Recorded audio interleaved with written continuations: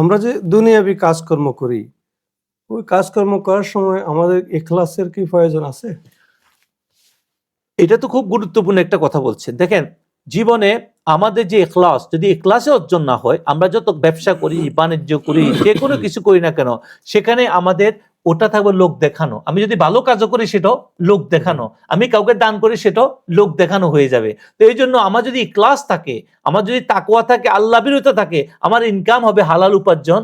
আমি দেখাইতেছি মানুষকে হালাল করতেছি, কিন্তু আমি যে কোনো সময় শয়তানের চক্করে পড়তে পারি। এই জন্য সুফিয়া কেরাম শিক্ষা দিছে, আগে তোমার ভিতরে ইখলাস অর্জন করো। কোনো গুণী ব্যক্তি, কোনো আল্লাহওয়ালা, কোনো অলি সোহবতে থাকি, নিজের ভিতরকে আগে আল্লাহর ভয় দিয়ে ইখলাসকে পরিপূর্ণ করো। এখন তুমি যেখানেই ব্যবসা করো না কেন, তুমি আল্লাহকে ভয় পাবে। যেরকম রোজা, আমরা রোজার দিনে চুপি চুপি কিছু খাই না, তখন তুমি যে কোনো ব্যবসাতে থাকো, যে কোনো কারবারে থাকো, তোমার ইখলাসের কারণে তোমার দ্বারা মানুষ প্রতারণা হওয়ার সম্ভাবনা নাই। নইলে শয়তান তোমাকে যে কোনো সময়। ইখলাস খুবই জরুরি জিনিস জীবনের জন্য।